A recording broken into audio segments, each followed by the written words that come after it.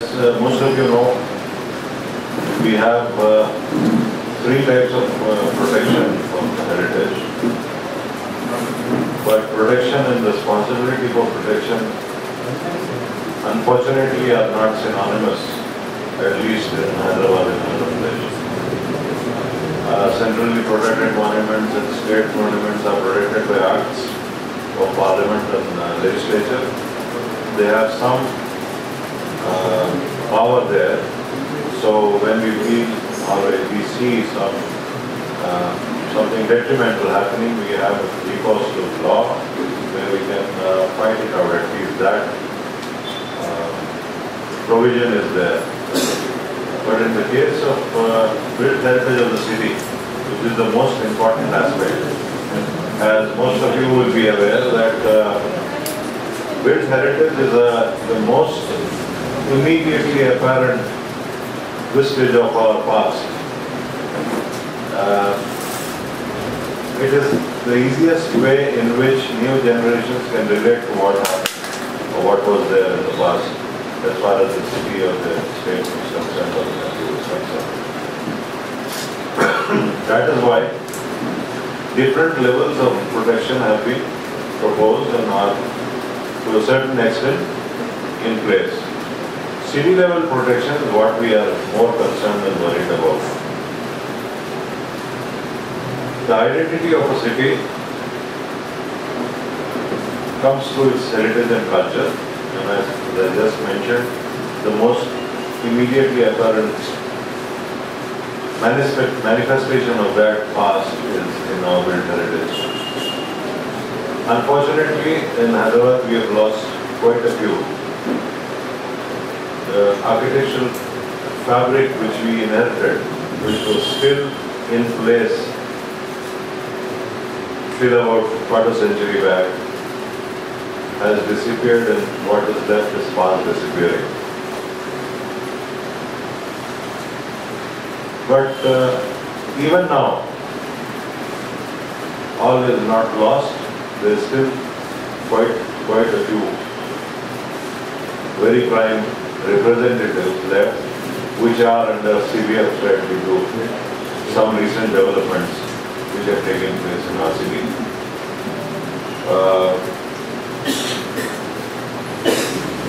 One of the most gravest, I should say, threat to built heritage is from the metro rail, which has already commenced construction in various parts of the city.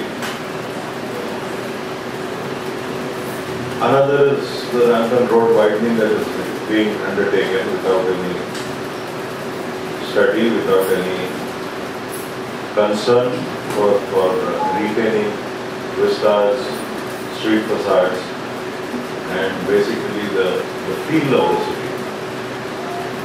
Now all this is important. As Indians, we have committed ourselves in various fora internationally to conserve and preserve all aspects of our heritage and culture, including built heritage.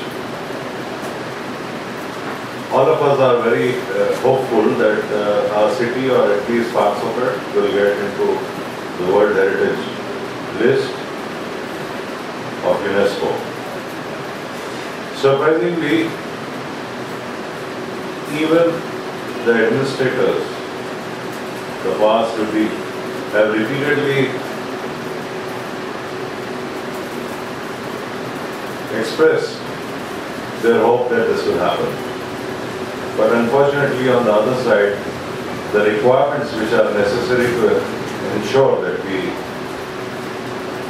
get this status are not being implemented or not being protected. These very same people who, on one hand, crave for UNESCO recognition, are on the other hand going ahead and demolishing and destroying whatever is their private heritage. Now, basically, there is a question of progress, development versus heritage. If you see internationally, to a certain extent, citizens and people living in the older parts of cities, the heritage core of old cities, are put to inconvenience, and they gladly accept this inconvenience. that they have to face, so that their identity is not lost forever. Now, for some reason in Hyderabad, it is felt that all that is old should go in the name of progress and development. Now, that is where the major planning failure has taken place. According to me, I have been studying this problem for quite some time now. One of the major problems, one of the major contributors to this problem is, I think, the fact that the stakeholders have never been a part of the decision-making process, especially in the city of Hyderabad, in particular, and Telangana also, as most of you know. With the result that decisions which are taken concerning our city, its future, its development, are all biased in favor of development at all costs instead of planned and sensible development which safeguards aspects of heritage and culture. Because the people who are dictating policy, even at city level, have no sympathy for the city. That, I think, is the basic problem. Recently, there have been quite a few, press reports regarding various structures, old buildings and facades which are being destroyed or demolished, taking recourse to the fact that a building had collapsed and unfortunately a few people lost their lives. Human life is of prime importance, no one can deny that, but the fact remains that the causes for this failure, for this tragedy, for that it was not the building which is responsible, it was the people who were responsible for the maintenance and upkeep of the building who failed. That point, I think, has not gotten to pass who hold our heritage at ransom. And this is being considered as a perfect opportunity to do away with their long pending plans of destroying our heritage.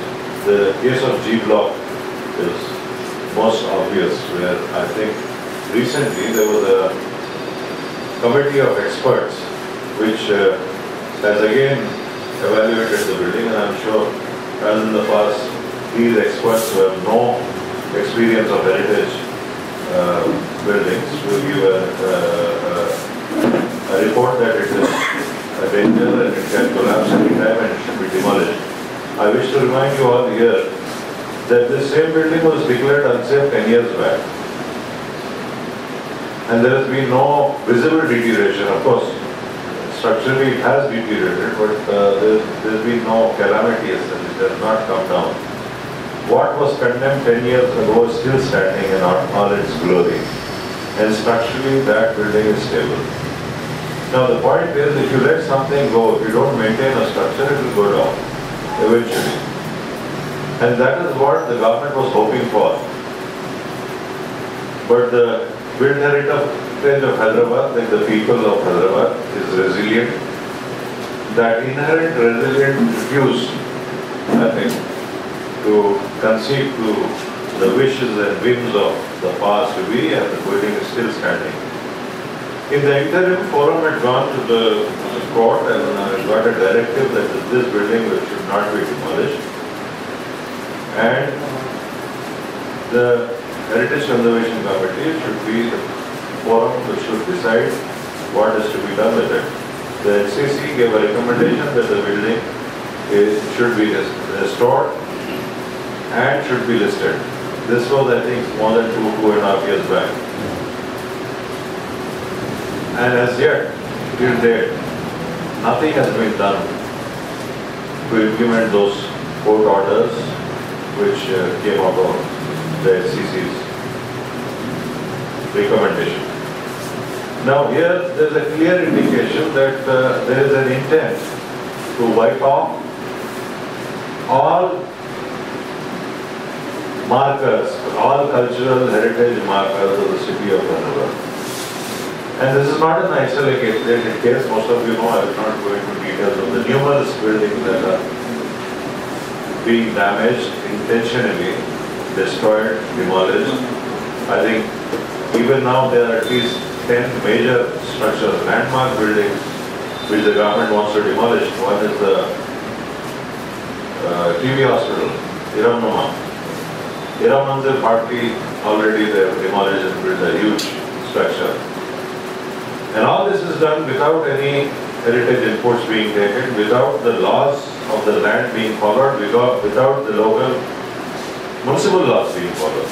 Because the government in all its wisdom thinks that it is above the law of municipal laws. It does not have to follow anything which is dictated by the city. Now this suppression of regional or city level aspirations and needs has become a habit. And I think it is we as a society, as the people of Hyderabad and Telangana who have allowed this to happen over the years. Now, the basic point is, what do we do about it? We know who is responsible. Yes, we know who is responsible, but are we discharging our responsibility as citizens? Are we active enough? Are we creating the pressure required? I know that we have been doing a lot and no one listens to it, but that is not the end all. There are a lot of ways and means by which we can challenge the government. And the struggle has to go on until we succeed. And in that direction, I think we have to renew our pledge to protect our heritage and culture. And with renewed zeal, we have to again tackle this problem. Fight it out in all fora and ensure that what is left of our heritage remains. I conclude with the lament of a poet, Urdu poet, who said, "नौहा कहाँ है मेरे माजी के खंडर इन बस्तियों में, नौहा कहाँ है मेरे माजी के खंडर इन बस्तियों में, कुछ सुतूं बाकी हैं अब भी जिन पे चढ़ के लम्हे बोलते." Laments rise from the ruins in these localities, you can say, or in the city.